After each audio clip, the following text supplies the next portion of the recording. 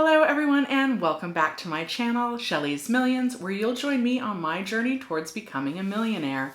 In today's video, I want to talk about the HEALS Act.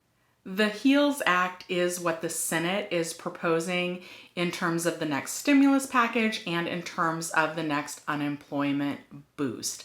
I feel like we didn't really get anything today besides the name of their proposal because most of the information has been kind of circulating and rumored prior to this video, but I will go over what actually is in that proposal. I am in California, but this video is going to be good for everyone because if this passes, it would be applied federally to all of the states.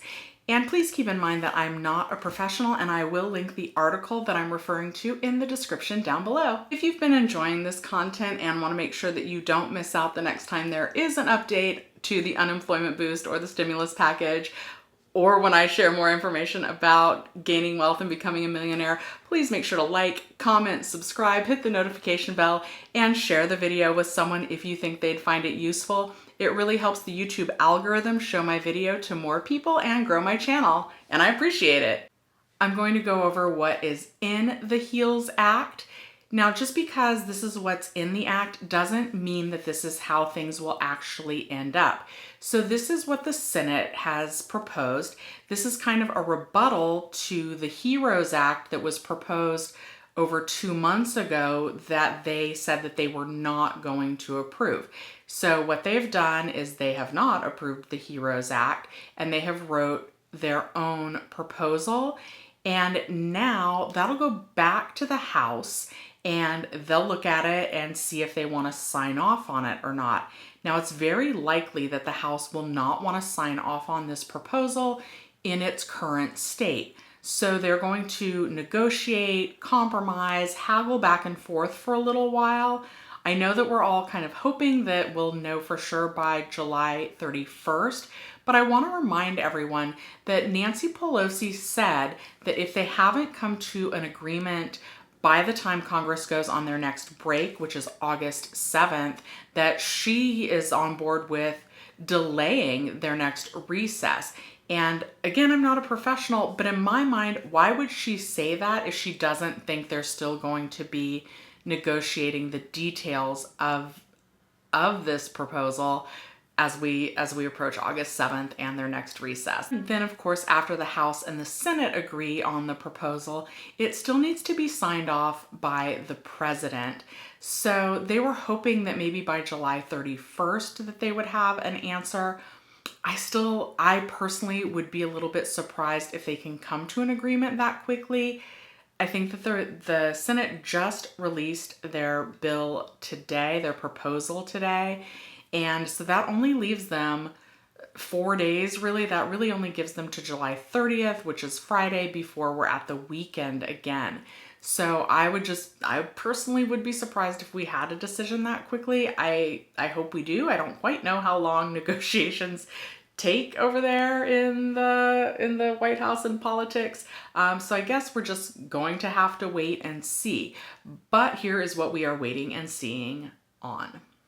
One of the elements that is in this proposal is in regards to unemployment benefits and the extra boost that people on unemployment have been receiving. So currently we're getting $600 extra a week. The last day to get that was July 25th. So most of us have either just certified for our last payment or will certify this weekend for that. We still will get that $600 for that 1 week, even if we have not yet certified for the benefit. But in this proposal, what they want to do is lower that amount to $200.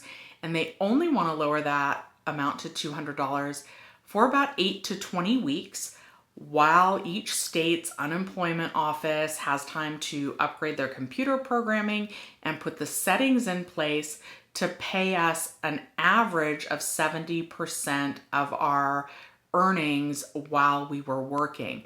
Now, this could really potentially hurt those of us who have mixed income, the mixed W-2 income with the mixed 1099 income, because in a lot of cases, the 1099 income was a lot more than our W-2 wages, but by law, they have to use those W-2 wages. So now if they're only replacing 70% of those, that could definitely put a lot of self-employed people who also had W-2 earnings at a big disadvantage. Another thing in today's proposal is the $1,200 stimulus check. It does look like both sides want to go ahead and give that to the people, and the income requirements will be the same as they were the first time under the CARES Act. So if you qualified for a stimulus check that first time around, you should also meet the requirements to get that stimulus check this time around.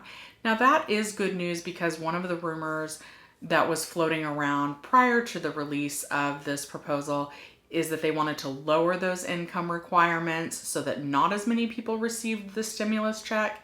It does look like they have done away with that. So that is at least a move in the right direction.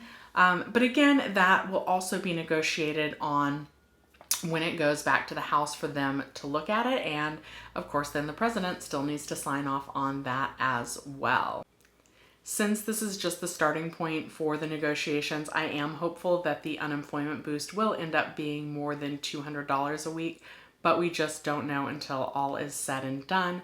And I don't know if each state's unemployment offices would even be able to quickly change the boost amount from $600 down to $200. So there may still be weeks with whatever the amount that they decide is where we don't get the boost. Hopefully that would be a retroactive payment, but again, that's a detail that has not been released yet. As always, I will be leaving my Webull link down below. With Webull, you get 2 free stocks, one of which could be valued up to $1,400 after an initial deposit of $100. And if you already have a Webull account, I'll leave my Robinhood link down below. With Robinhood, you get 1 free stock that could be valued up to $500, and all you need to do is link your bank account. I do use and enjoy both stock trading platforms, and having a free stock, in my mind, is a good way to kind of get yourself familiar with how the stock market works without really investing much money.